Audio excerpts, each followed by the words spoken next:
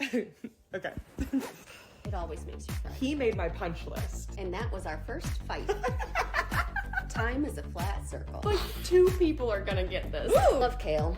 Ew. I want him to crawl to me. Now that was spicy. Your Honor, I love him. Gross. Why choose means you don't choose. I want a third act breakup because I want him to grovel. There are exceptions to every rule. Trust me, I'm a father. Don't worry, Daddy's got you.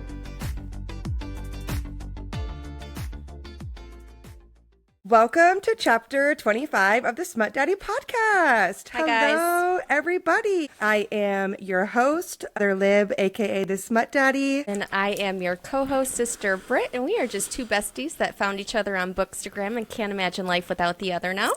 And today we are joined with none other than the incredible author, Jessa Wilder. Hello, Hey, Jessa. hello. And we're honored because we just found out this is only her second podcast ever. Yeah. I mean, like, we're winning. We did it, Britt. I'm so happy because she's one of my favorite authors. I know. We talk about you. Well, you probably get all of our tags. We talk about your books a lot. So I hope you don't mind that every week it's always something of yours in our book recaps. I know. I'm like, always appreciate it. Sorry. No, I always love the tags. Also, your posts are more creative than any of my posts ever. That's because you put all your creative juices into your fantastic books, and that's more than enough. you're worried about coming up with all those words. Literally. I don't know how authors can do it all, genuinely. You guys all blow my mind because I couldn't handle all the pressure, I feel like. It's definitely talent I don't have, and to have multiple stories and series and things percolating at the same time, I'm just like, I don't get it. But you guys have hidden talent. I don't get it either. So Juggle many hats, and you're like, I don't know.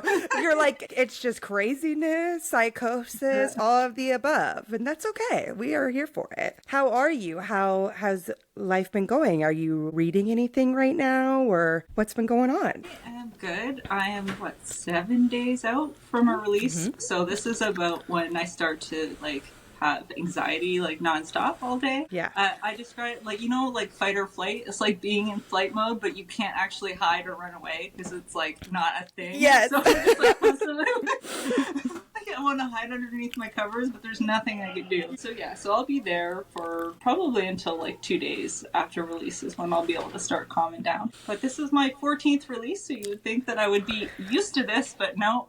That's incredible. That's amazing for one. And honestly, I would be the same exact way, so I feel can't give any thoughts on that. I feel like we've had all kinds of authors on, from debut to people that are on their 60th release, and they all say the same thing. No matter how many, they're just like, I'm not anxious. I'm like, you guys are killing the game though. But I understand as probably one of the most anxious people ever. So don't think that it's bad. Yeah, no. I don't. Every time I do it, I'm like, why do I do this to myself? Why do I keep writing these books? This happens every time. Every single time.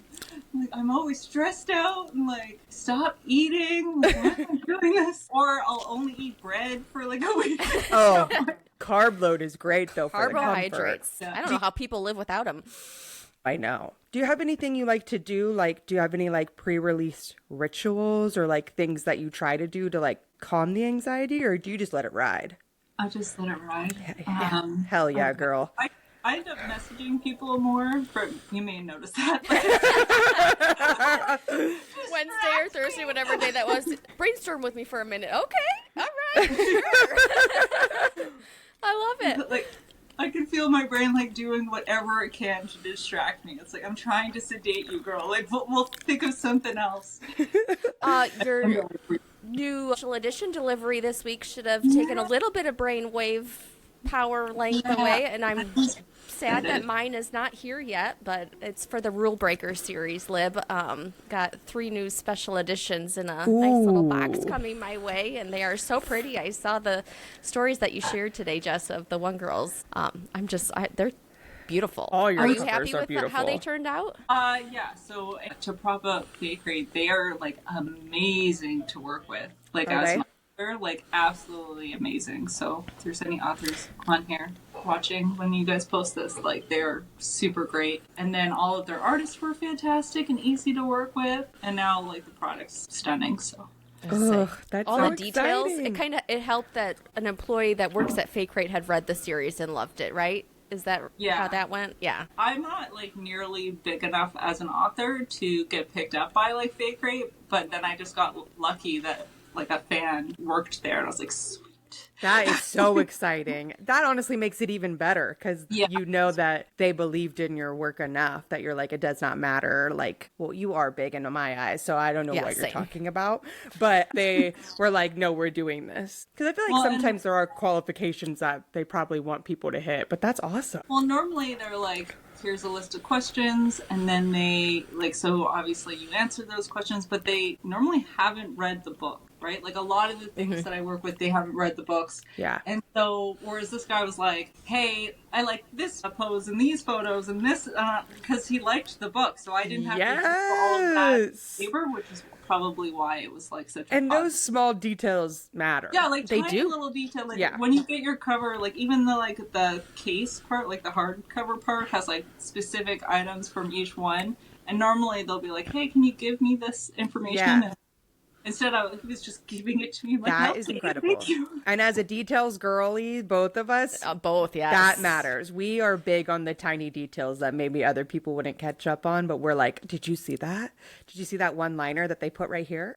I think it kind of works too, so it kind of correlates to like with how the books from the special edition there with Fake Rate, like in my emoji brain, like those are the things that I'm pulling out when I'm trying to do my emoji post, like those details, and then I'm like, you know, my brain picks out those details and it makes sense for me, but like someone else is gonna be like, what the hell are you trying to say here with these? Are these your first special editions or just like your biggest batch of them?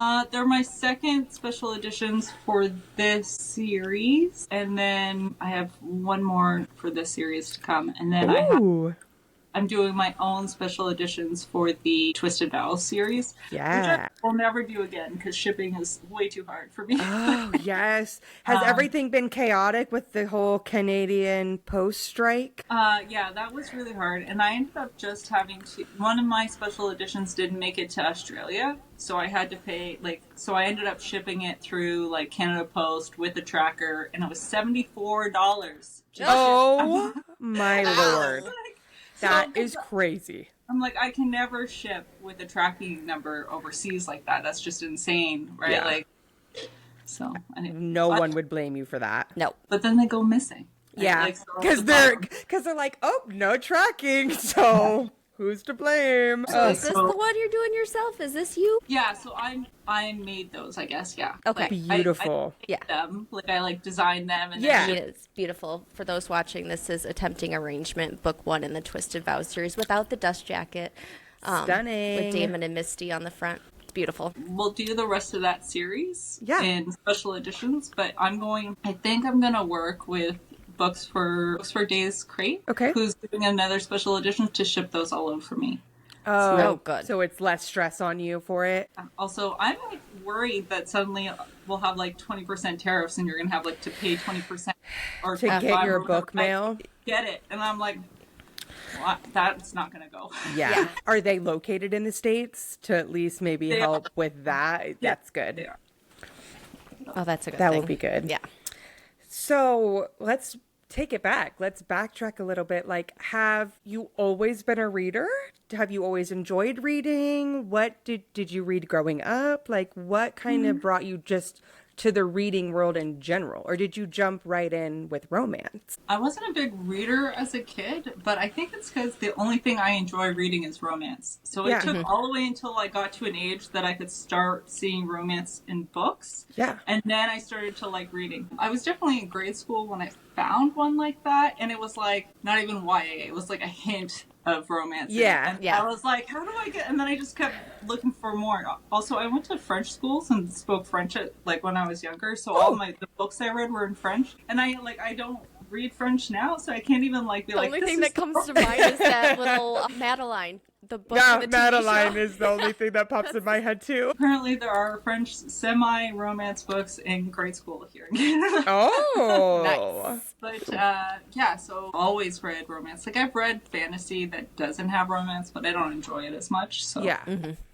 Yep. Did you start with like, quote unquote like the classics? Like did you do like Hunger Games, Twilight, stuff like that? Or was it like just random one-off books? That stuff was not out yet. So like I'm 39. I don't know when that stuff I can't honestly. I know. I think Twilight came out in like 2021 or something around there. So that means all of that stuff came out around there. I can't remember. I know 20 years. It's been 20 years. Mm-hmm.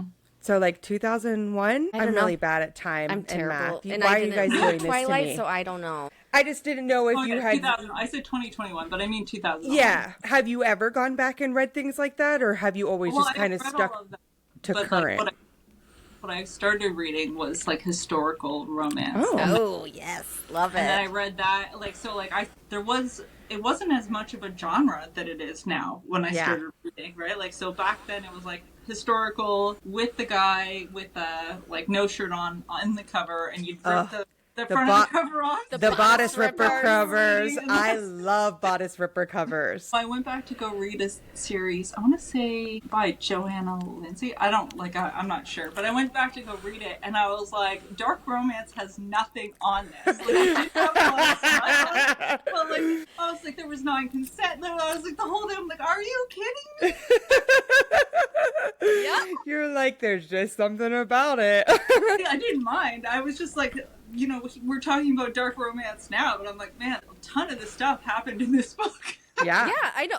I was deep into Scottish Highland historical romances for a and while. it's like stealing them. Yes, Yep. like true kidnapping, not just joking about it or like it's a cool, like morally great. No, this is like full blown kidnapping. That's why I always giggle when people are like, I mean, it could just not be your thing, but when people like just completely write off historical, I'm like, did you guys like never read or watch anything? The Princess Bride, none of it? I'm like, these are where the tropes started here, folks. They started way back when with all of that. I think if anybody wrote first person historical, I think people would start reading it again. I agree. Yeah. All third person, and a lot of people won't read third right now. Agree. Like I didn't have a problem. I just read The Dark Verse by Runix, and a lot of people have a hard time with that one because it's third person, and I'm like, well, this is where the historical romance helped me out, because it's like it was an adjustment for me to come to contemporary romance and do first person, and like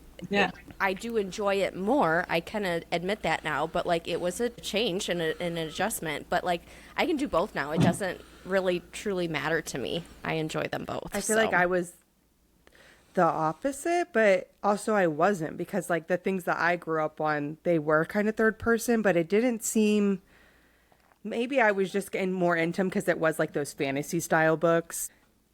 Like I was all involved in like the death game plots of it all. But then once I like started reading in 2020, it's pretty much been a lot of like first person. Like when I went back to do that historical series, Britt, for you, I was like, oh, this is different. I was like, I remember now, this is different, because I hadn't read it in a while. But I feel like a lot of Nora Roberts books that like I read that I would steal from my mom's side table and bookshelf were third. I think they were.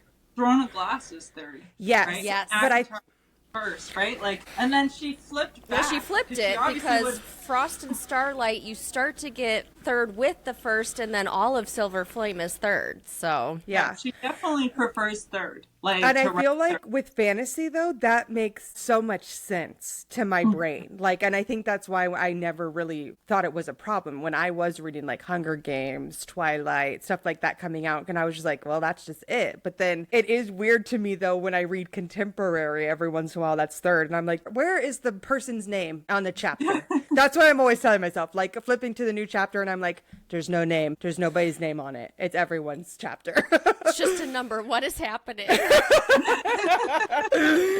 So how did you find romance then, like the more adult, like traditional like romance, or like how did you figure out you wanted to go into dark romance reading? Did you start reading those first before you wrote them, or how did that journey work for you? So, like, I came through the, like, Twilight, Hunger Games, that pipeline or whatever. But yeah, like 50 Shades, all of those. Yeah. Yeah. And then I didn't know it at the time, but somehow I found indie authors. Oh, okay. And, like, I would find their books, and I wouldn't know that they were indie, because I didn't know that that was, like, a thing at the time. But I would like their books more. So I started to, like, look at books that were like their books, and then eventually I realized that I had been reading all indie authors, and I can't even remember all these books' names. I think, like, indie is almost, or, like, self-published authors is almost its own genre now. Like, Yeah. like, you'll see their, like, paperbacks are being picked up trad, but, like, it does have its own vibe, and so, like, Absolutely. I don't know how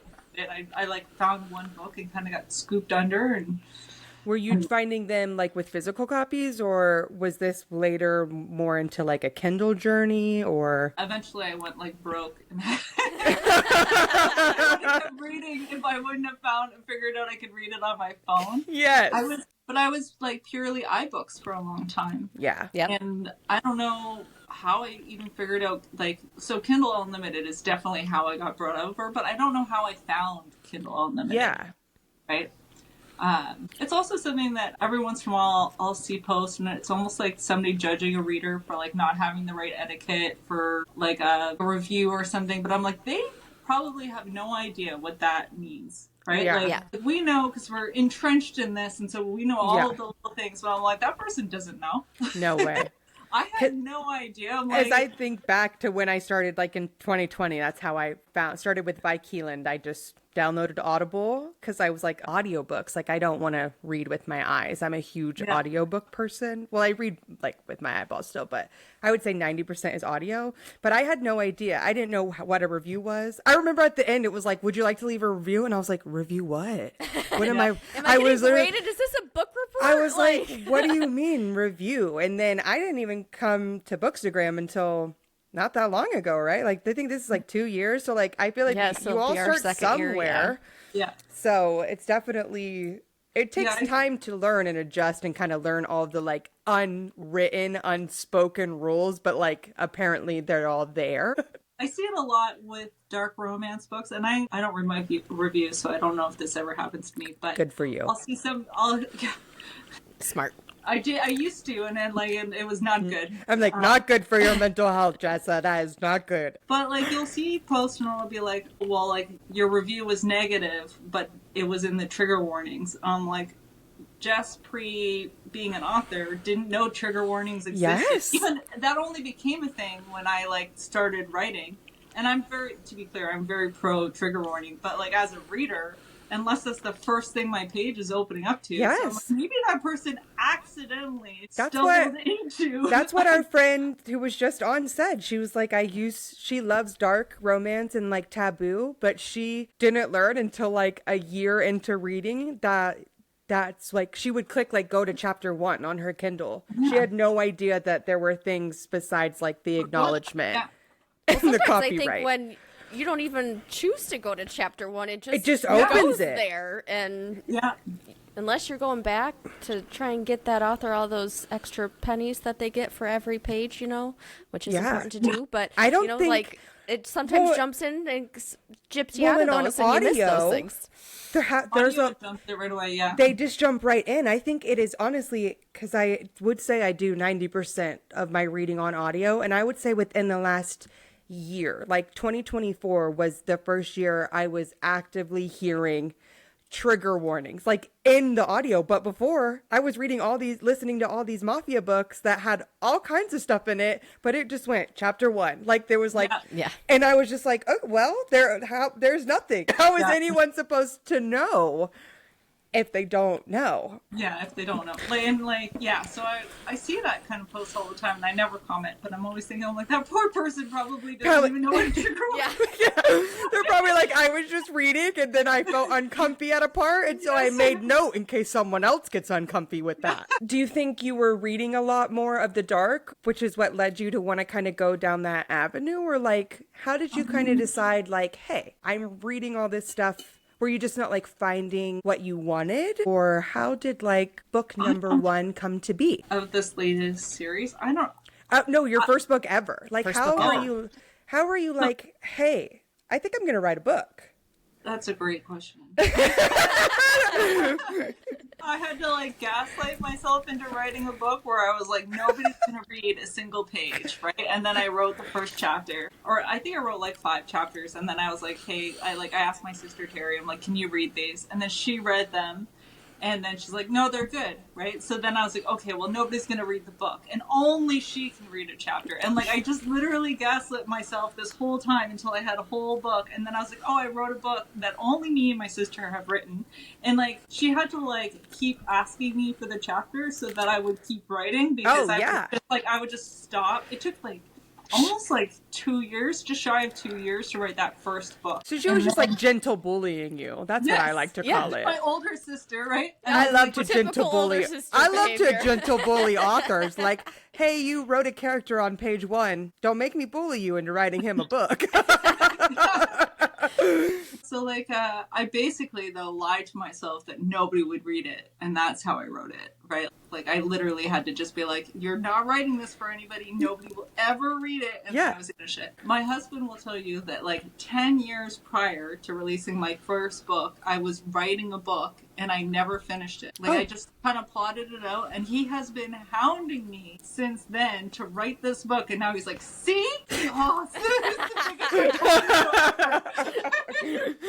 You are not the first author to come on here and tell us that their husband was the one to be like, just do it. Just write it. So how did book 1 go? Did you, did it come off well? Did you better than you expected at least? Like, or what, like, made you like, okay, I'm going to write book 2 and keep going? So this is, like, very telling of myself, though. But, like, I wrote book 1. I had it edited. I, like, had arcs and everything. But after I finished writing book 1, I realized, even when it was done, that I could do better immediately. So that thing released, and I didn't even pay attention to the release. I didn't look at it at all. I didn't celebrate the first book's release at all, Jessa, because I was celebrate already everything. You wrote a Are fucking we about book. to are we about to have to throw you a party 10 years later? Yeah. But I got to, so I was writing red-handed already, and I, like, could already, which is my co-write with Kate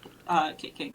And I could already tell, I was like, this book is, like, amazing. This is good. This is going to be... So it's like I knew what it was going to be, but I pulled my first release down. Okay. It took 4 months to re-release it, and then that is now rule number 5. And I re-released it, and it, like, was huge. Yeah, well, yeah. I'd say that was the big one that took so, off on yeah. Bookstagram. Coming of that book.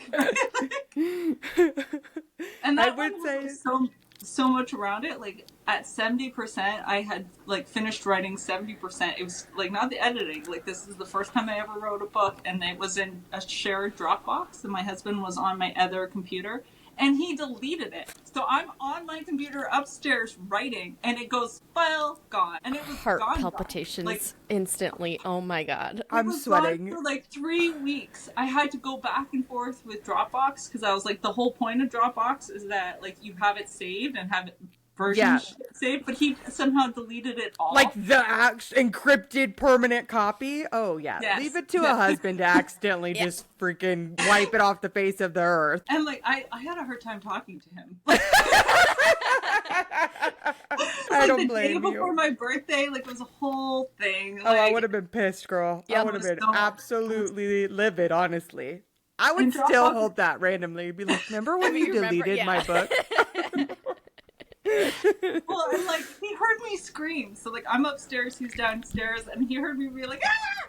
He's like, lost it. Like, and he, like, I knew it was him because I hear him running up the stairs. So I'm like, oh my god, you did this, right? And he's like, I'm sorry. And I couldn't even talk.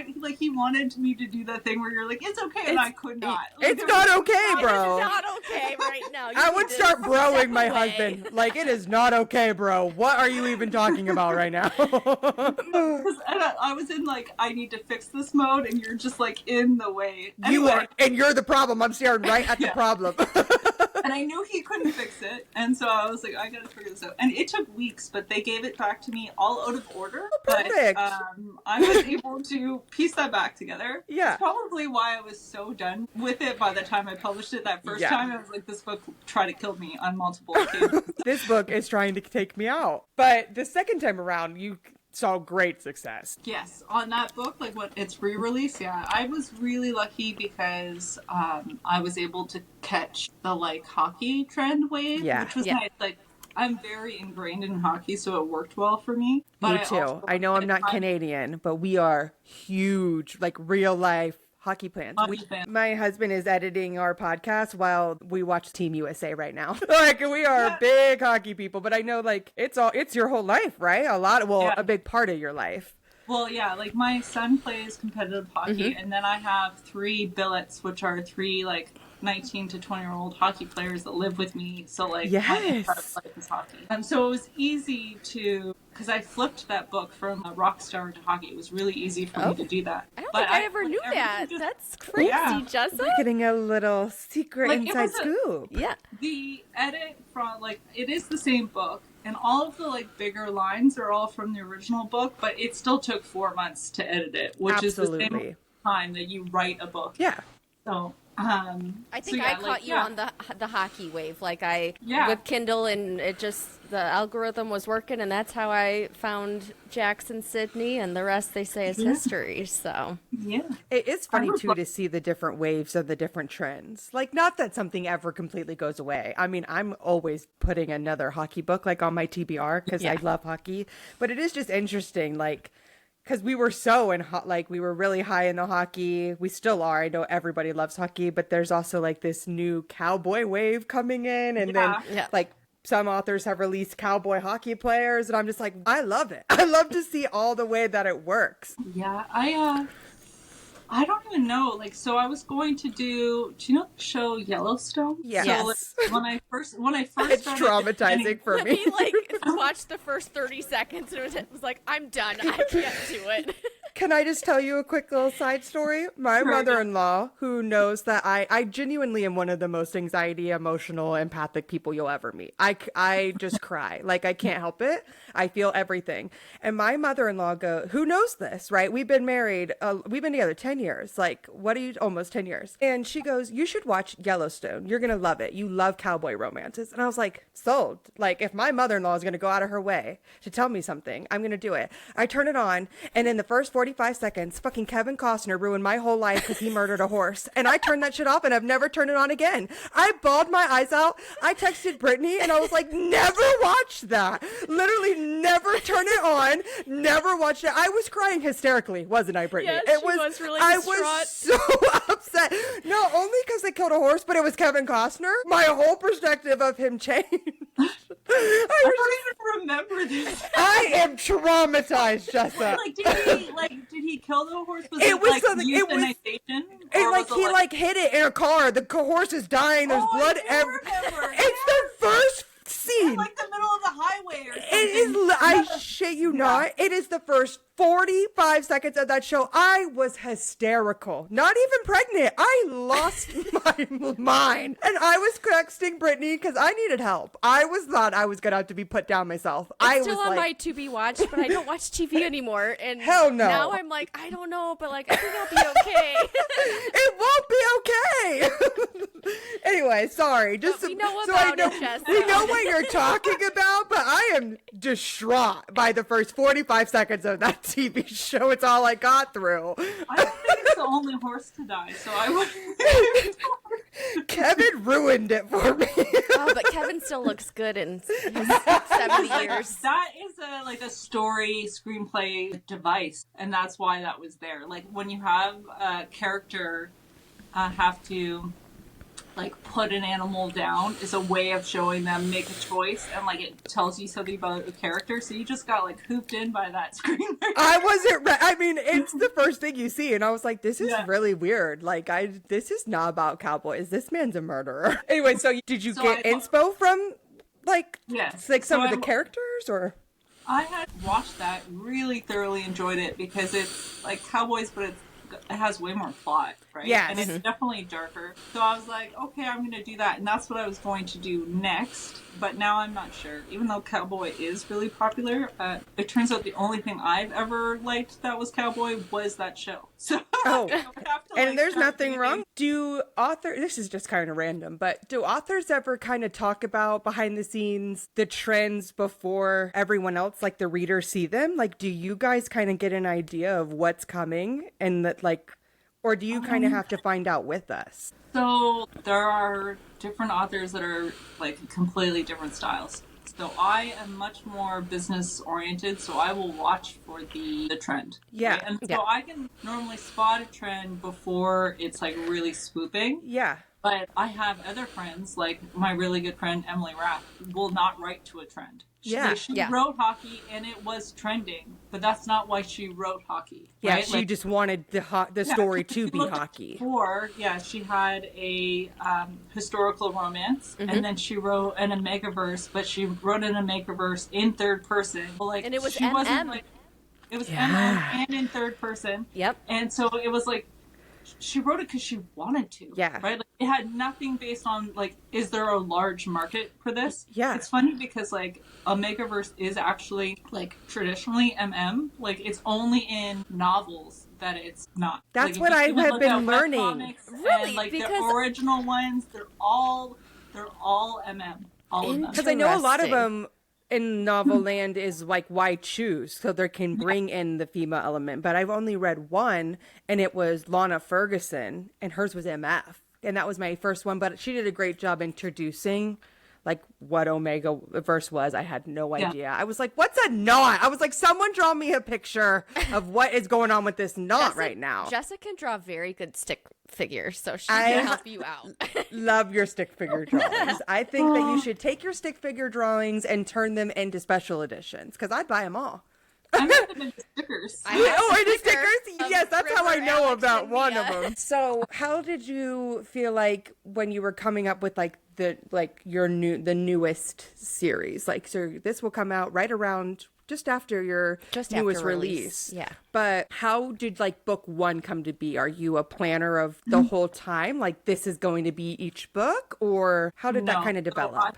like right now, I don't know how to write book 4 because I don't know what's happening in book 4. The only book that I really knew what was happening for was this book, like the book that's about to come out, because I get these like favorite characters in my head. So like for the Rule Breaker series, I really wanted to write Alex, Mia, and River's story, and like so the whole time I was writing all the other books, I was thinking about them. And that kind of happened with this series. But for the first book, what I really knew was that I needed something that had some kind of external plot, because the Rule Breaker series doesn't have external plot, and it was hard. Yeah. Because I was like, how do I keep this interesting? Some authors do a really, really good job of keeping stuff that has no external plot like going, but because I don't like third act breakups, it's like really hard to do that. You And wound I me. love you for it so much. Why? Yeah, Why? but Rule Why number would? 5 has a wicked third act breakup, so it's not Fantastic. Like a nice... Absolutely perfect. Love a third act breakup. Love it. I pry them out of my It made cold dead sense. hands. I don't love them. I'll be the first to admit it, but it made sense. We were just talking about this earlier today. It made sense for Jackson Sydney to have that third act breakup because she was pursuing her dreams and she wasn't going to I not do love that. it. And so That's why Britt and I are a good pair, because everything she really doesn't like, I'm like, you just send that right on over here to me. So what do you want to like, can we talk about book 3, the newest release? Like, can we start doing some deep dives since it'll just have come out? And we will mark spoiler for anyone that does not want to hear anything. So this is your spoiler warning if you don't want anything. Some people really enjoy the spoilers and they'll be like, I'm going to listen to that spoiler section and then I'm going to go read the book. And I'm like, you know what? You do it. So tell us about it. So this one was your favorite so far. It Favorite was probably couple? the funnest to write. Yeah, I don't know if it's my favorite, but it was fun to write because, like, the overall, like, even though it's still technically dark romance, the overall theme is just way more, like, playful than the other two. Mm-hmm.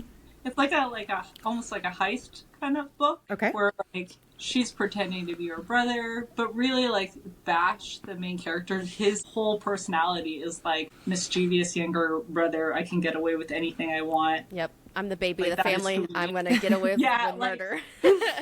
Exactly. I was like, that is his whole, like, vibe, is like just get away with anything. And so he was a really fun character to write, and then it's his character that drove, like, the whole plot. Like, even though she's the one that, like, does all the things, it was him that, like, his character that was like, okay, inspired me to give her such, like, a fun, like, time. Like, she's like trying to steal some kind of like tiara, and he is like helping her in his own weird, overly possessive, manipulative way. I gotta ask, we're speaking of a devious arrangement for everyone listening, Yes. but how do we say the FMC's name? Is it Anastasia or is it Anastasia? It could be either. How It's do just you not say it? Stacey. I say Anastasia. I told you.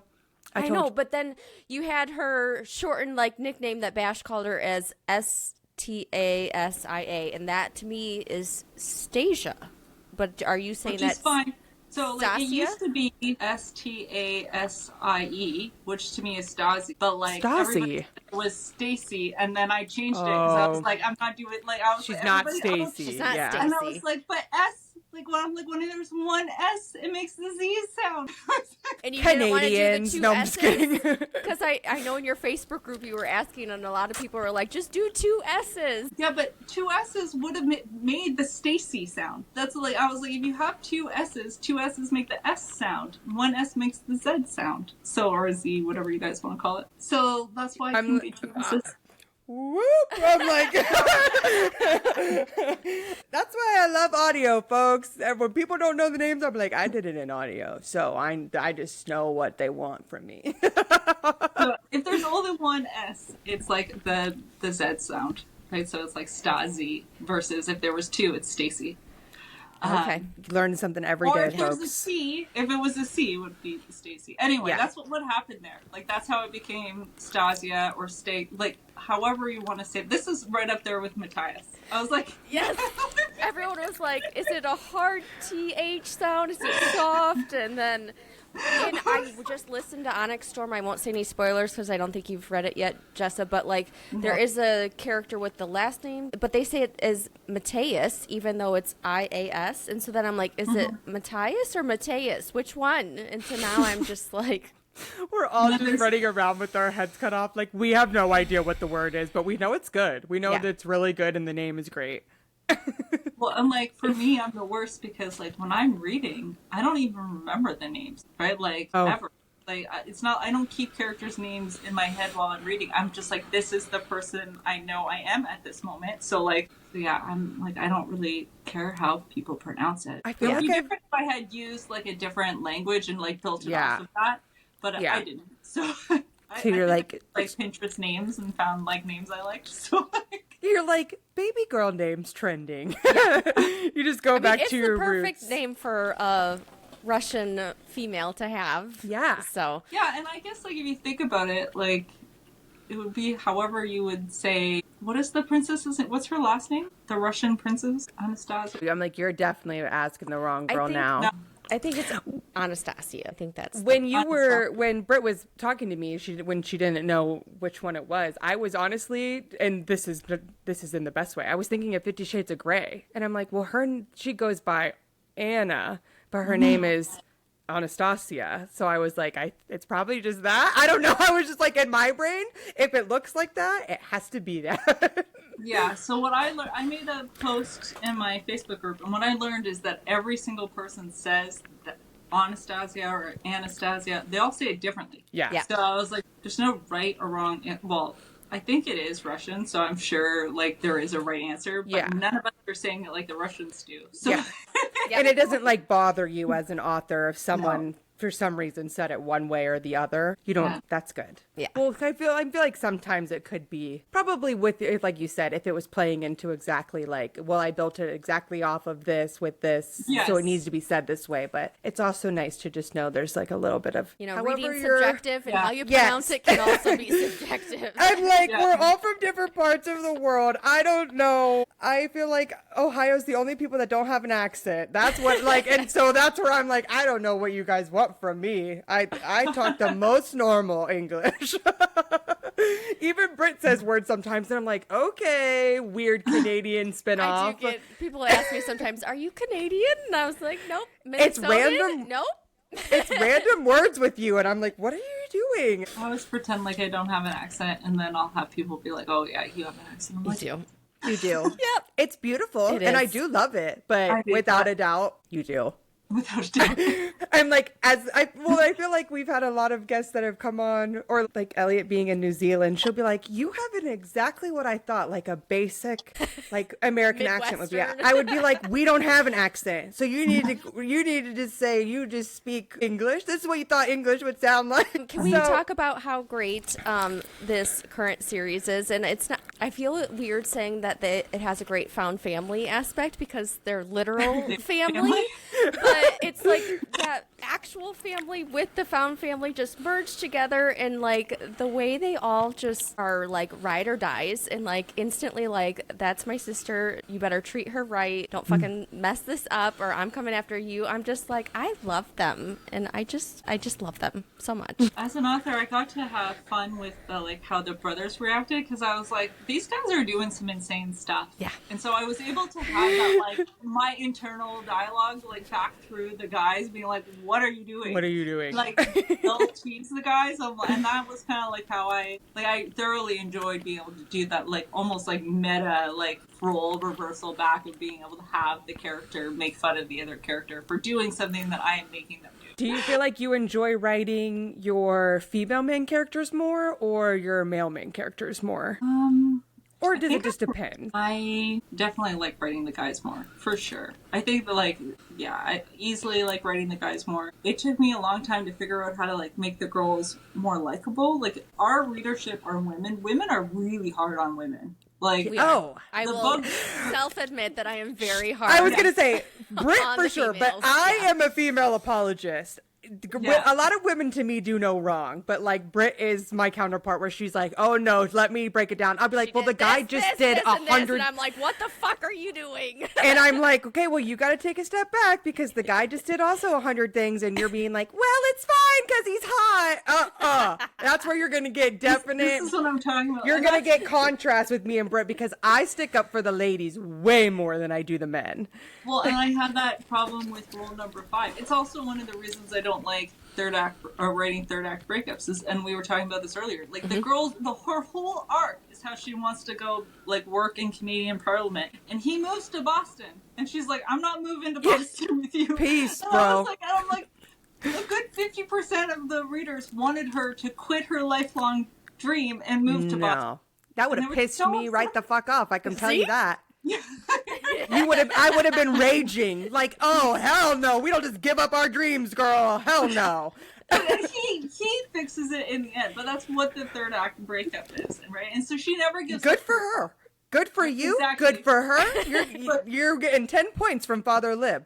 the messages I was getting, like the DMs I was getting about like how like he was such a good guy, how dare she leave him? I was like, If it was real life, and that's where people I know, they're like, I don't want real life. I love to be able to relate to things in real life. And if my best friend told me she was going to quit all her dreams to go to Boston, I'd be like, you're fucking stupid. And we're about to have a heart-to-heart, real life talk, girl. especially because the whole reason she doesn't date in the beginning is because she doesn't want it to wreck her chances of working. You are like, you're right into my soul, Jessa, to my actual core being right now. So now, like, people are mean to women. Like, they really hated her. They and hate I was like, women. I was like, she's like smart. And I did not hate Sydney. I enjoyed that one. I understood it. Like, there are exceptions, you guys. There's way more exceptions on my end. For sure. But Because there are people like random, but like I know you're a Throne of Glass fan. The amount of hate Brittany will try to tell me about Aelin, and I'm like, you're literally not understanding a single thing about this book. Like I am going to actually die on this hill.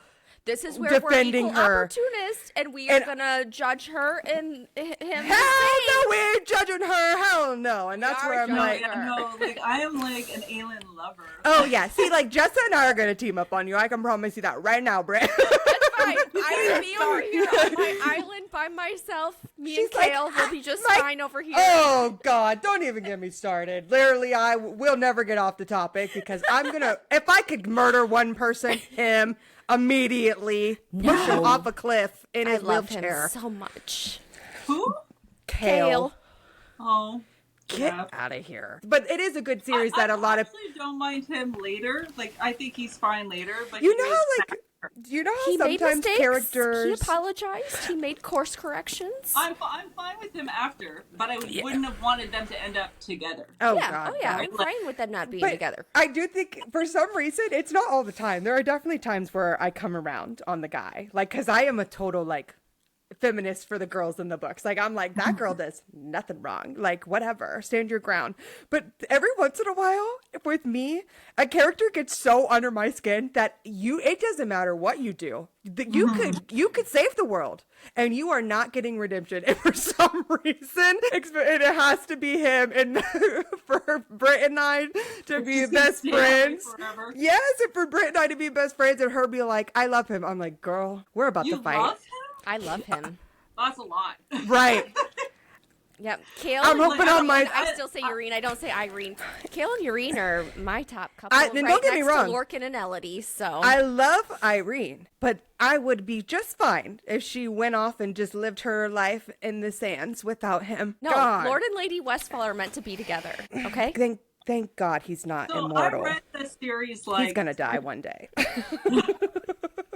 I don't read him like that, but I didn't his arc, like I never once thought he was right and Aelin was wrong. Like, that Exactly. was- Thank you. Thank you very much. That makes me feel very good. Sometimes when you have friends that they don't agree, and I'm like, you're all wrong. You're all wrong, all of you. Subjective reading is subjective. But the opposite thing can happen. I could really like a guy and I feel like they could set up like expectations on how you expect them to be, and then they'll do something that I'm like that I almost feel like betrayed by them as well. And then there's no recovering from that for me. I'm like at all. And I feel like for some reason I think I planned ahead in my mind, but like this is how he's gonna fix it all. And then it was just it took one sentence for him to send everyone to Skull's Bay, and I was like, I'm gonna flip the table over. You're ruining literally everything in one line in one random book. But then there are men that fuck up so much worse than him, and I fully admit it in like certain books. And I do like come around to them. Like a man that I literally hate until the end but I love the book, is Dr. Stanton, Cameron Stanton. But T.L. Swan writes alpha holes. And so you're meant to hate them. It's not like you're supposed to like them. You're supposed to hate them. But then always by the end of her books, I'm like, great man, great grovel. But I think it's because I like the groveling. You know what I mean? Do you feel like you have like certain scenes that you like to write more than others? Like, do you like writing the spicy scenes more? Banter, like random side character scenes? Like, do you find yourself like really getting words out at certain points more than others? It's less like I like to write specific scenes so much as that writing gets easier the deeper I get into writing the book. So like writing chapter 1 is like the most excruciating thing I have ever done. Almost every single book I've ever written, I have rewritten chapter 1 because it's never right. I think it's because like I have to get used to the characters, and when you're writing in first person, like you're writing through their thoughts. Yeah. Right? So it's like in the beginning, you're just every single phrase is like, well, would they say that? Does that make sense? You're and like still trying to figure them out a little bit. And eventually you just like write them really quickly because you know how they would react or how they would sound. Do you write chronologically? Yes, I do. Oh, so you never are just like jumping around like this scene will make it. Honestly, 100 If points I were to going you. to be an author, I feel like I would have to do that. I would have to write it chronologically. I have written it. So like my thing with, especially for people who want to write, is like whatever you have to do to finish your first book is what you do. Right. Yeah. So I wrote my first book out of order, and like the only problem with writing it out of order is that when you piece it back together, you have to go find the pieces that now overlap. Right. Mm-hmm. And like any book that has a big edit in it, you can always find these things that kind of like this actually happened then, or you can see that when you're reading a book and you're like, oh wait, she actually just left this can here yesterday or whatever. Like that is actually because the author moved something around. Yep. Yeah. And like you're just seeing like the traces of like it's almost impossible to go get those back. So I don't want to write out of order because I'm not very good at finding all those little things to make sure it's lined up. The other thing is like, how do you keep track of the emotional arc? Yeah. Right? Like, so this person like feels this way at this moment, and like then they feel this way at that moment. If I switch those, they're gonna feel like their internal dialogue should be at a different level of how much they like them. Anyway, that's why I don't write them order because I don't have the memory to contain the story. Head like that. Can we go back to the chapter 1 conversation and talk about how great chapter 1 is from Attempting Arrangement? But I think you got a lot of shit for it at the same time. But it's much shit. But it's one of my favorite chapters that I've there's ever nothing read wrong in my with that whole chapter. entire life. I'm like, there's literally nothing wrong with it. Yeah. I probably hurt the series by doing that. Like I should have taken that out, and I could have had the exact same scene just without the other girl there, and the whole series would have sold better. I know, and I feel guilty because I read that and I fully supported it and was like, I didn't question it. I'm like, I didn't question anything about it. I think I said, like, if you change this, I will disown you. I think might have been my exact words in that Google Doc. Yeah, there's nothing wrong with it. I'm so sorry, but I still stand by it being a fucking badass, great opening chapter. I was like, yes. But it's like a 50-50 shot. So what happened there is that I had a whole bunch of people pick it up that don't get past the first page. And I'm like, I page reads. Yeah. Yep. So it was a mistake, like an author business mistake for sure. And I do think it like seriously hurt the ability of that book to sell because so many people wouldn't even give it a like nothing happens like past that. Yeah. But yeah, no, it's all your fault, Britt. I know. I'm so sorry. And this is we do agree on a lot of stuff.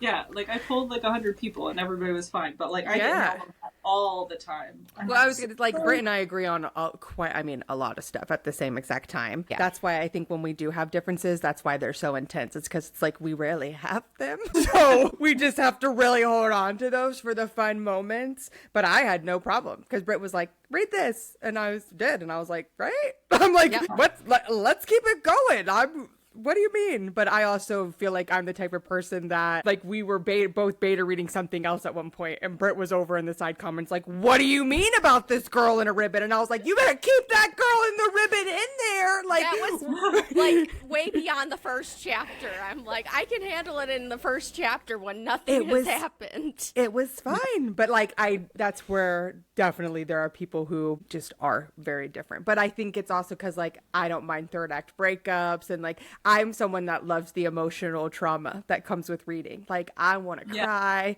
and feel betrayed and, like, go through the journey with the female character. So I feel like I actively search things out like that because I'm like, love it.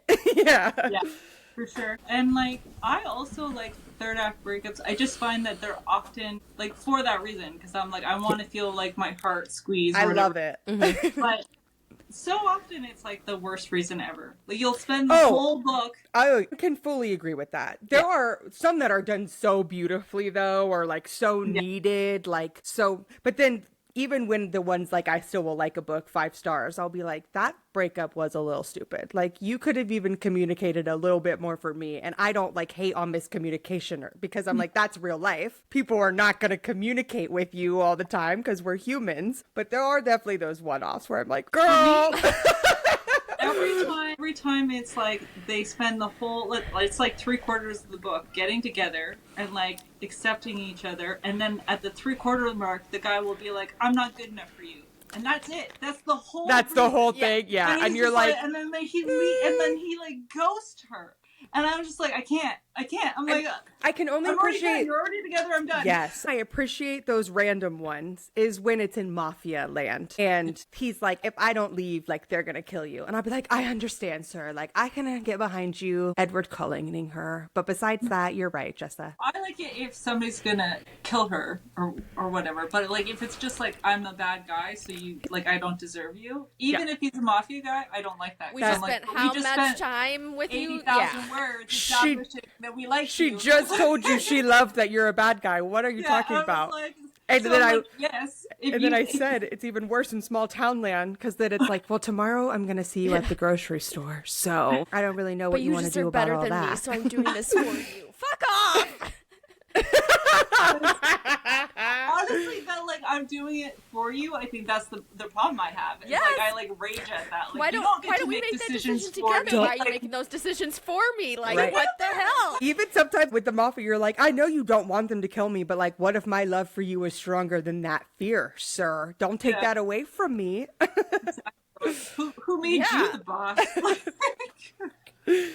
Did you have a favorite scene in this book? Like it's like a short scene, but there's a scene between the two brothers that are just talking. It's Bash and Xander, and it was just like they're just like chirping back and forth, and it was really fun to write. I don't even remember what they're talking about. I just remember being like, You're just like behind your keyboard giggling, like.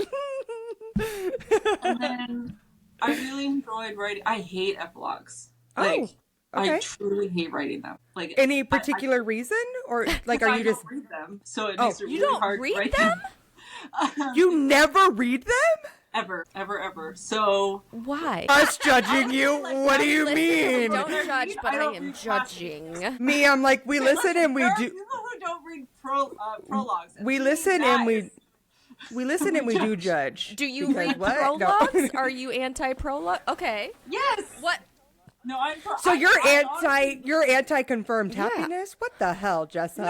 Well, like, they should be like together. So like, I don't understand people who don't read prologues as an author, because I'm like, we're putting the prologue there because we want to show you the emotion that's happening.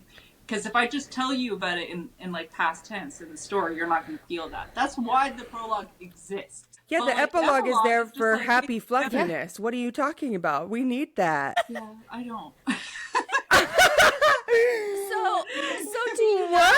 not like your So own much pain. epilogue novella that you wrote for the Rule Breaker series? Because I just did a reread of it last month and it was fucking phenomenal. So there was a gap in between when I wrote it. So I think what happens is that then I feel finished with the series, like the book, right? Like the book, I will literally tell people the book is done, and the epilogue is never written when I say that. Because like to me, this story is completed. Yeah. So the act of writing the epilogue, it's completely different. Like it's just hard. I think that if I was writing a book and then I don't publish it for a year, then I would not mind writing the epilogue. Yeah.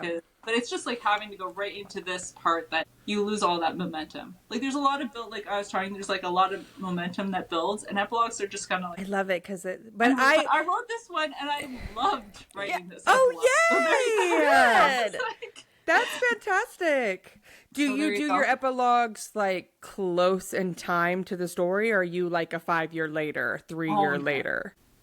Literally screwed myself over with the Rule Breaker series because I wrote the epilogues on like different times where they overlapped the other books. So they were in the future. Oh man, like there was kids, like timelines. I had to get like other people's help to like map them out for me because I was like, how old is this child? Do they exist yet? What are all these I feel like I kids' remember names? that going on in the Facebook group and someone made like an Excel spreadsheet.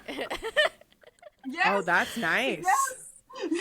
Because I really love an I liked it. epilogue. I was like, I couldn't. I was like, I'm like paralyzed. So like, I've had people write me and say they really liked that, but I'm like, I will never do that again. Yeah. Because not only does it like mess up the other epilogues, it literally locked me into things in the story. Same thing happened to me in this series.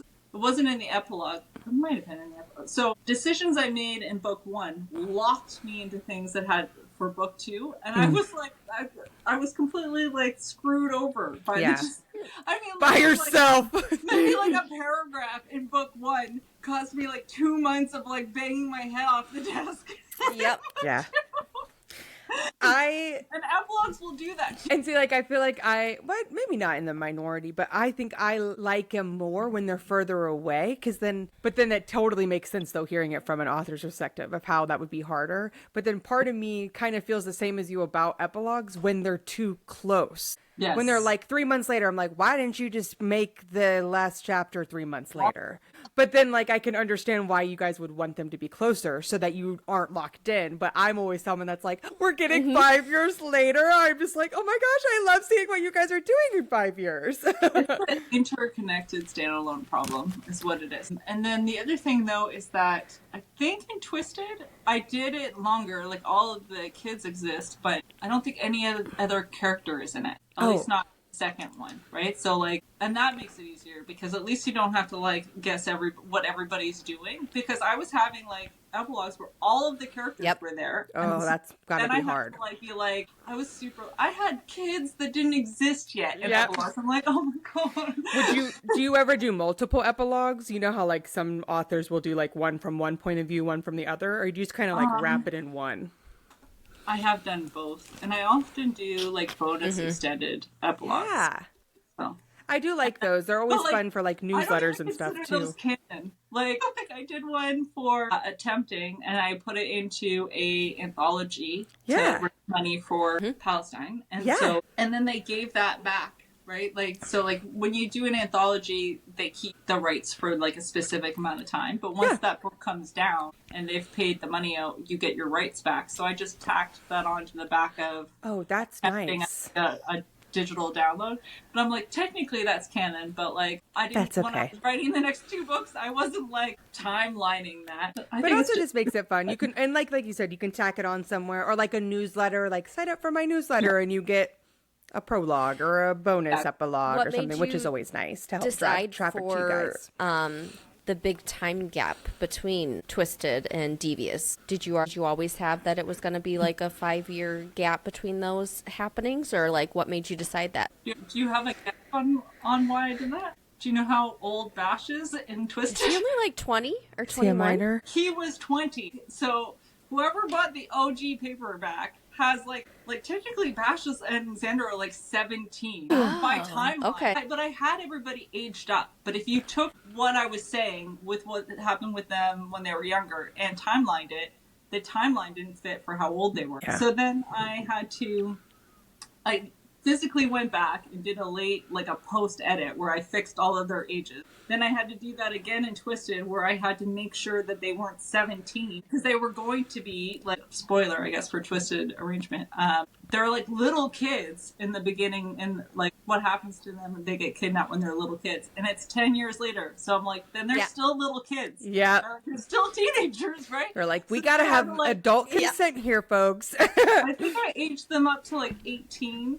But like that meant so my ages for them messed up. So I kind of skirted it by just never saying the ages, right? But in this book, I really needed it to be he was an adult. So I was like, we're gonna have a time skip. Well, was it 5 years you jumped up? Right? Yeah. 5, yeah. It's 5 years, yeah. Well, like, they were pregnant, so all I did is I made the kids 5, and the eldest kid's 5, and then that allowed me to bring all of the kids in, and, like, something I wanted to do with this book is I like to represent families in different ways, and then this one I just wanted to show, like, how Bash was interacting with his, nieces and nephews, and then they all had to exist. So, like, yeah, I don't know why I just thought Bash would be, like, that uncle. Right, so like, I just wanted him to be like surrounded by children. Yeah, like he's the kid whisperer that he can handle them at 1.5, at 5, and he's got everything he needs at his house for him. I'm like, man, you're such a good guy, Bash. I love you so much. Right. So I would love to say that was the only reason, but like the real reason was like if we went back and we plotted it out, he's not old enough to be doing what he's supposed to be doing. He wouldn't have been a minor. But it still would have been too young. Yeah, especially probably because you have it in your brain, like what you want. So you're like, okay. Well, and he's 25, and I'm like, I still would have liked him older, right? But like, I just kind of like all skewed. So yeah, that's the time jump. Is I didn't figure out how to do this. So, did you have a favorite spicy scene, or are you someone like sometimes authors will tell us they literally write it and forget it, like they're not they blush about. Yeah, like the spicy scenes. Like, how do you feel about writing spice? I enjoy writing spice. I find it. The only problem is like, okay, like sometimes I am like not in the mood, and then I will be sitting at my chronological order table, and I have to write a scene, and I'm just like, I'm literally in the like, don't touch me phase of my cycle. Yep. Well, that's why I was wondering, like, do you ever just write, like, insert spicy scene here? Or are you going to... Yeah. I've had to skip it just because I was like, this is going to be the most, like, please don't touch me. You're like, I am not in the right part of life right now. But I normally find them to write really fast, and that's always good because, like, when you're writing, and like the more word counts, like the more like adrenaline, like satisfaction you feel, like because you're moving, you're progressing. But like the faster I write it, the more likely I am to forget that they're not naked yet. So like there's logistics. You're like, wait, I actually have to have you take your shirt off and your pants, sir. Writing why choose is the worst because you're like, where did that person go? And then you have to be like, oh, we have to mention them. And like one time a friend or an author said they were like, I forgot he wore a belt. And then she was like, well, I gotta go back in and make sure that belt comes off, or is he just like hanging out with the belt on? I think like a little bit of a weird thing because I do think that the majority of readers can do some of this stuff on their own. So some readers are going to want to be like, if you're like touching their hand, they want you to say, I let go of her hand and I grabbed it. Because I'll get that in beta notes, right? I'll get they're still holding hands. And I don't mean like when you accidentally have them like hold hand twice. I'm talking about like now they wanted it wrote on page. Yes. And like that transition, like if you can't be holding hands and then, I don't know, pick something up. But I'm like, you can. You're not seeing the hand let go. I feel like when I read... Which is different in some, but like in a sex scene, I'm like, if I were to write down every single step, every single hand, it gets too wordy, which then almost makes it awkward. Because you're like, why is there so much words here that aren't like filthy or like more descriptive, like... Because I feel like that's what we more want is like to know what the acts are, but not like the innocent like things that are happening in between. And it probably is hard though because like everyone's different. Like when I read like a full movie plays in my head, I know in my head I'm like watching it, but I know that there are some people that are like nothing's happening up there. I don't have a movie, and I actually think like what you see like when you read as an author impacts the kind of writing you have. Like, I have to consciously make sure I add description because I don't see anything when I write. So I get description when I'm reading. So but now I very consciously add it. I'm like, we have no idea what this looks like. They're going to care. Yeah. Can I tell you? Like, those are the type of details I look for. You know what I mean? Is like probably what you're trying to make sure you're adding in. I'm like, oh, that makes it so simple because like now I see the braid in her hair or something. You know what I mean? But the other thing is because I don't see those things, like I can picture it, but like when I'm reading, I won't picture it. But what I have when I read is I feel what they're feeling. Right? So the images, they're mostly blobs, like a rare, like I don't really normally see their face. It's almost like a dream where you know what they look like, but you don't see what they look like. Yeah. But I feel what's happening, and I can feel every Maybe time. That's why I cry so much when I read, is because I'm seeing and feeling, and I'm like, I think I'm literally on the page. I'm like stressing myself out because I'm in the book. Yes. You're like, it's me! I was just going to say, I feel like you've done it now every book in this series, and you can correct me if I'm wrong, but you have the MMC comment or tease about there being some peach play, but then we never get the peach play, and I'm like, Jessa, where the fuck is the peach play? We talked about it. Why aren't you... What do you have against peaches? Write the best peach play, so we need to have it. I was told to take it out of... No. Yeah, I had to. It was a little ridiculous in book 2, so I took it out, but it is a bonus. I understood why you We're like, insert peach emoji out, here. But I also feel like it would have been fine if it was left in. But you did it with Misty and Damon, and you did it with I took another sex scene out. Anastasia. You took another scene out this time, sex scene? Which one did you take out this book? I didn't have a peach scene. You teased it, though. You teaser. There was supposed to be one, if that helps. The foreplay with you in these peach scenes are a little... I was pulling scenes out, I was already in the process of pulling... What makes you want to pull something? Because of something a lot of people are coming to you saying? Or is it just because you're going through and you're feeling like it throws the flow off? So I have 2, final beta readers. And then they're always the 2 that have me remove scenes. And in this case, spoiler, there's a scene where they have sex in the car, and then they have like they don't have sex in the tub, but they used to have like, it used to be like one long sex scene, Oh, and yeah. now it's like sex in the car, and then it's like cuddles in the tub. Oh, But with Twisted, I actually had 3 chapters. I took the whole middle chapter out, and then I took 2 chapters and I put them together. And that was after the whole book was written, and everybody had read, like all my beta readers. So like often that happens, like taking out. you're like, What I do have you final say. Britt? Like I rewrote the entire like beginning of Twisted because of you. And then I was like I couldn't even give her Devious because I was like, no, I cannot rewrite another book. I was like, if she hates it, it's fine. Yeah, sometimes you just have to let Britt hate a scene because she gets so picky about I can't hear her if she way or doesn't no like way. it.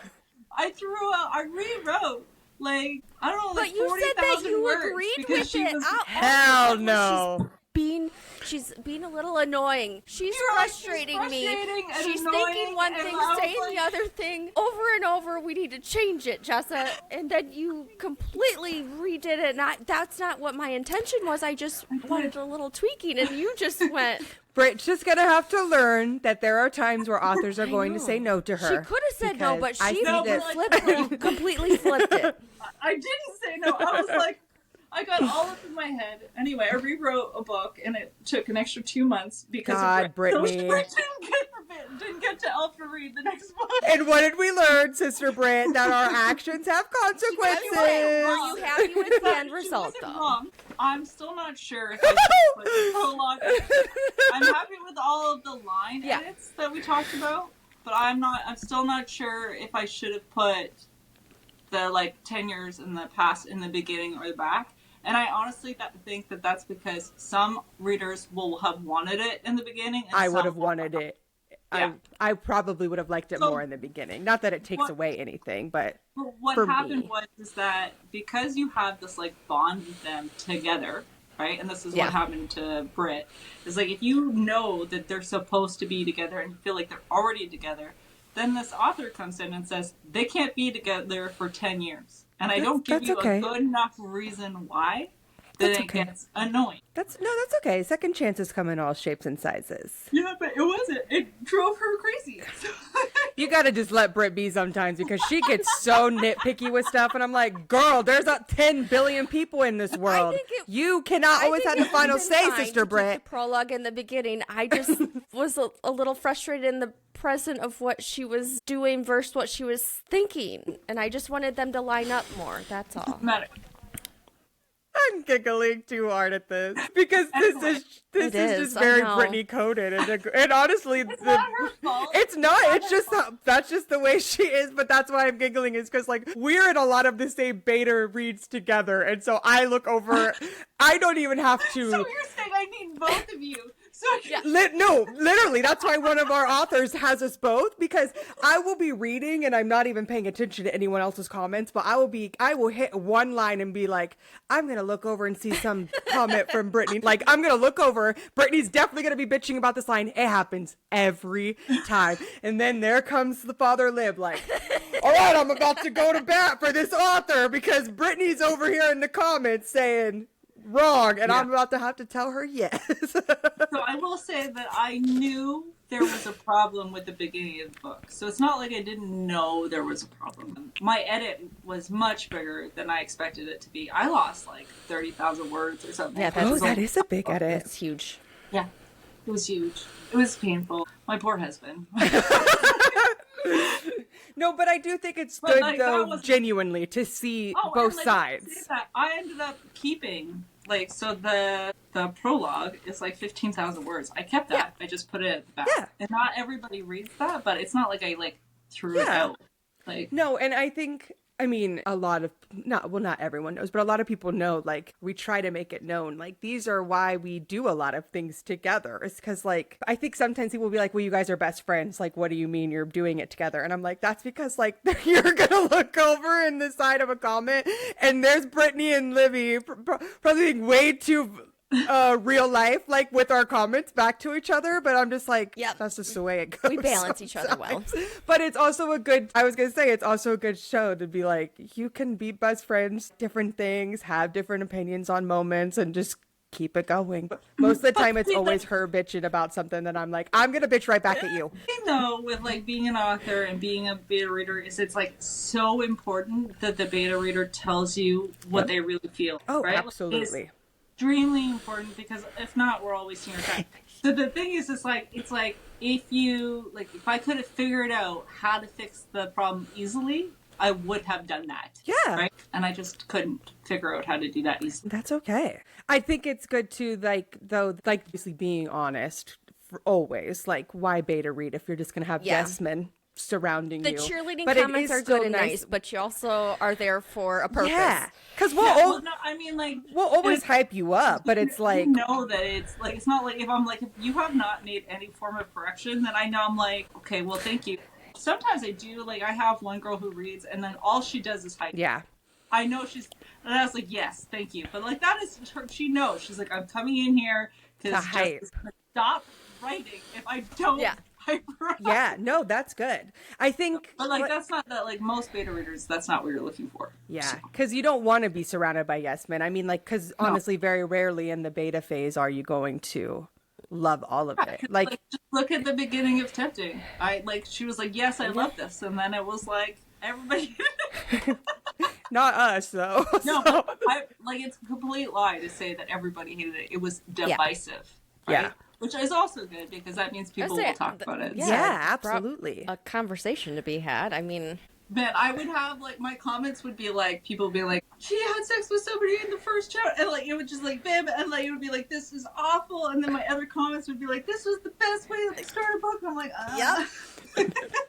And that's what oftentimes I'm like, get out of my comments. Yeah, you're like, you need to stop. You need to take this to your own personal DMs. Well, I know you said you're not really sure where book 4 is going, but do you know have any little inkling that you could sprinkle upon us? I think I'm going to write a completely different book. So in between. No, that's good to hear, though. Like, more right away, because I can't think of what it's about. And hey, I was sending ideas to Brandon. I was like, the whole time I was like, I'm like, it's almost like I have like pieces, but like I don't have a story. So I'm just gonna go and say in front of me. When you have those pieces, do you wait until you can figure out the chapter 1 to lead up to the piece? That's like where you don't write out of order. Like, even I don't even have the chapter 1. It's like I don't have the concept of the book. Yeah. Okay. I don't even have an overarching plot for the book. So that's okay. There's never any pressure. Well, normally I would sit there and think about it for 2 months, but I have this other book I want to write, so I'm just going to write. That's good. No, that's I think great. It's like that you did it kind of between Matthias and Bash's book when you did Gifted to His Dad. Wasn't that between those? It was so different, and it was so good. That cover, just so you know, we talk about that cover a lot because it's beautiful. I really enjoy it. Like when she sent me back the art, I was like, it is she nailed beautiful. It. Mm-hmm. We were just talking about it because we can never, we're always just like, yep, that's a good one. But all your covers are beautiful. I love all of them. Well, I appreciate that because covers are hard. Like, so I don't know how many covers the Rule Breaker series has, but too many, to the point that I've started apologizing for how many covers. Sorry for making you have a giant collector's edition of. I have 4 unused covers for that series. Really? Right? Like, it's not. I'm like, I feel like I know have a whole 3 of them right off the top of my head. I have the men covers. That's because I wanted to have River. So that was my deciding factor of like, well, books 1 and 2 are going to be the men cover. But yes. But then I always just think of like that beautiful blue because I think of and the discreet covers are beautiful. But then you had a different one. They're so that, pretty. Like has like the paper and the hockey stick with the color. Yeah. So I had an original discreet cover, and then I had who my friend Val did, and then I had the one that is now, right? So like I just did 2 different styles of discreet covers. Will you ever like randomly drop the other ones like as special editions, or do you just like hold on to them and maybe you'll shift them around for a different book? I honestly feel bad that I have done this many, because people are collecting them all, and in one way like that's lovely for me, but also I feel bad. Like I'm like I feel like don't like feel bad. Like some like money hungry person. No. I'm like, I just like pretty covers. Yeah. But So I was like, I'm not doing it. So I had already signed on with Book Crates for Day. I don't know what that one's called. Anyway, so they're coming out, and that book set is really nice. And I had already said I'm not doing any other. But then Fake Crate got a hold of me, and I was like, I can't say no to You were like, I definitely can't say no. Yeah, absolutely. Don't worry. Your fans and everyone that loves and supports you don't think you're money hungry. Yeah. They're probably excited because they're like, this is my favorite one, and now I can have it in every version. So That's what how I am. What I decided to do in the future, though, is that I will do dust cover recovers. In the future. Oh, that's fun. And then, like, I'll just, like, whenever because, like, what happens is I like pretty things. So I collect pretty covers. So I'm like, I could do just dust covers, and then you could choose whatever one you want. And if you're like, oh, I like this one more. Like, now they're not, now I think they're, like, go for around $18 a cover. Like, that's a lot cheaper than a special edition. Yeah. And, like, if you like that one better, you already had the special edition, it'll still fit your special edition. That's a great idea, honestly. That's so good. You could even maybe do, like, art prints of them. I bet you people would still even like that, because then they can just, like, have maybe a print of one, too. Well, like, I really like when you see all of the spines line up, and they are all, like, where it's, like, one image. Scene, so, like, when the series is done, I'm going to do that and have, like, one image on the back. And that will be through dust covers, not through, like, having to buy a $50. Yeah, I love that. Especially because that means that they're going to all be in my same, because I make Brittany. I do rainbow, so then I bullied Brittany into doing rainbow. But when authors do their spines, like Yes, that means they're all together, because that's the only way it's going to fit into the rainbow. So I appreciate that very much. Like, I like when because like in a series it'll be all over the place. Yep. So when authors make sure that their spines go together, that means all the colors for the most part are going to be together, and then it makes my brain very happy. Twisted, those books go together because they match, but then Rule Breakers, they're all separated because they're all a different color. That's true, yeah. That's okay though. It's fine. It's okay. We're deciding, that we do appreciate. Messing up your bookshelf. Right, well, do you think this is so fun? This has been so fun. I absolutely loved it 100%. I'm like, did we get all your burning questions answered? I want to make sure we have everything. I think we're good, and everyone should read A Devious Arrangement. It's available now. So. Yes, available now. We will make sure to link that down below. We're going to link Jessa's profiles, any like Facebook groups or anything. We will get all of that information linked down below. You guys are probably all already following her. As you should. Which is as you should be. Which is as you should be. And stay tuned, because we have some fun things coming later this week with Jessa, because she loves all of you guys, and she blessed us. So I think that's great. Thank you for making this easy on me, since I don't like going on. I just don't like talking. So. It was great. No, I think it's great. This was a great episode. I'm like leaving with a big old smile, because it's like, you are natural. It's just like a FaceTime call. We try to make it as girl chat friendly as we can. Everyone seems to like the laid back. I give Britt like 10 minutes worth of voice messages in a row. I love it. I love it. Well, until next time, everyone, I am your host, Father Lib. And I'm your co-host, Sister Britt. And Jessa is the incredible, amazing author that everyone needs to go run and read or reread. And until next time, we'll see you guys. Bye, guys. Peace and blessings. Peace and blessings. Bye.